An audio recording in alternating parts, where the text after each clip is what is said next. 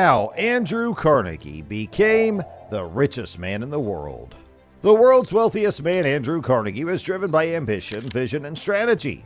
Carnegie's family moved to the U.S. as a boy from Scotland in 1835 to provide him a better life. Carnegie's meteoric rise from cotton mill bobbin boy to industrial titan was fueled by his brains and hard effort. Carnegie's savvy steel sector investments propelled him to unprecedented riches and power.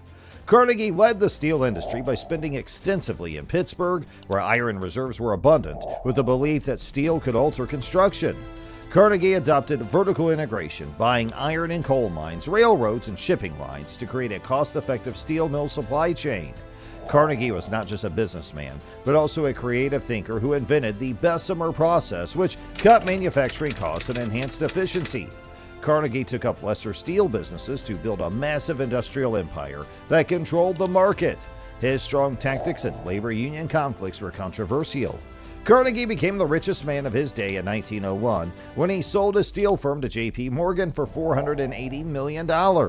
Carnegie founded libraries, colleges, and the Carnegie Corporation of New York to promote education and social growth outside of business. Andrew Carnegie remains a business tycoon, pioneering philanthropist, and American dream emblem. Carnegie was born in Scotland in 1835 and in 1848 embarked on a journey to the United States alongside his family. From humble beginnings as a bobbin boy in a cotton factory, he swiftly ascended the ladder of success, propelled by a sharp intellect and unwavering dedication. Carnegie amassed a substantial fortune through his ventures in the steel industry. He had a keen eye for the possibilities of steel as a building material and strategically positioned himself within the industry. He made significant investments in steel production, with a particular focus on the Pittsburgh area, renowned for its abundant iron deposits. Carnegie revolutionized the business world by implementing vertical integration, a groundbreaking strategy that allowed his company to have complete control over every aspect of the production process. He secured iron and coal mines, railroads, and shipping lines to guarantee a consistent and economical source of raw materials for his steel mills. Carnegie's complete control over the production process allowed him to achieve optimal efficiency and cost reduction.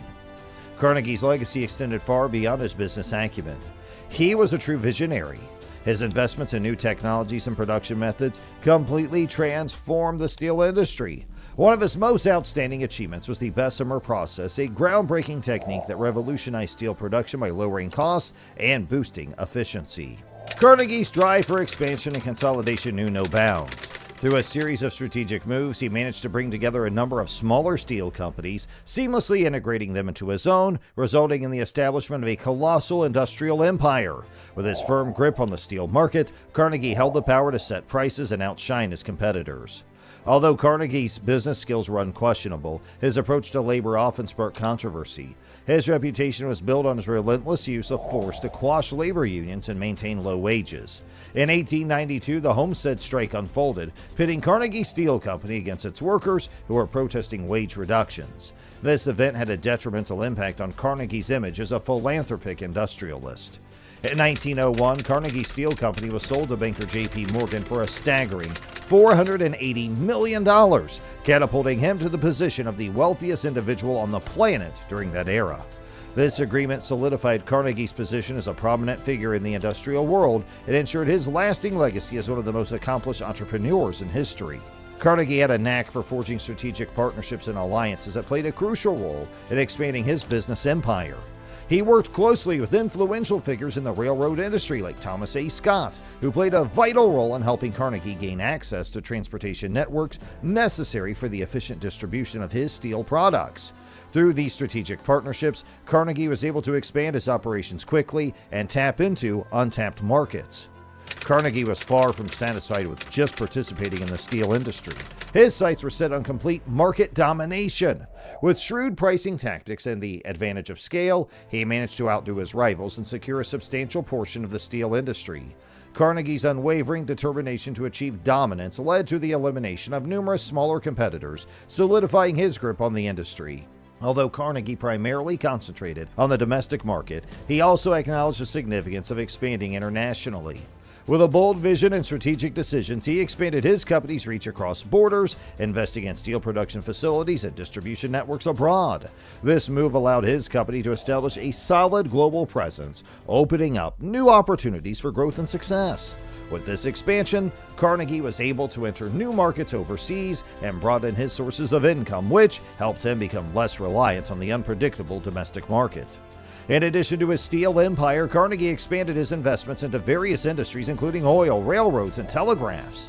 His strategy of diversification allowed him to navigate risks and take advantage of emerging opportunities across multiple sectors of the economy. During the Industrial Revolution, his investments in oil proved to be incredibly profitable. The soaring demand for petroleum products played a significant role in this success. Carnegie's reputation was built on his knack for efficient management, a skill that played a significant role in the triumph of his business endeavors. He revolutionized the way management was done by introducing cutting-edge techniques like cost accounting and performance-based incentives. These changes not only made operations more efficient, but also significantly increased productivity.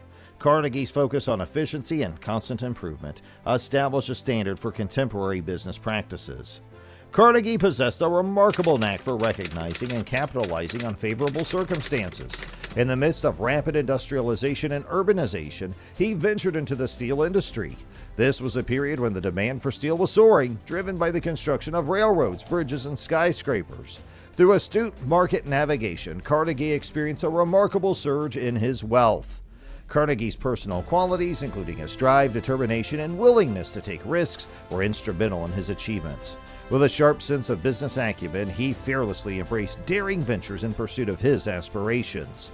Carnegie's indomitable spirit and tireless ambition propelled him to conquer countless obstacles on his journey towards riches and triumph. Carnegie's relentless pursuit of innovation went beyond mere competition in existing markets. He sought to disrupt them entirely. Carnegie recognized the significance of nurturing positive relationships with government officials and policymakers. Through calculated maneuvers and persuasive tactics, he skillfully navigated the world of politics, leaving no stone unturned in his quest to mold legislation and regulatory policies to his advantage.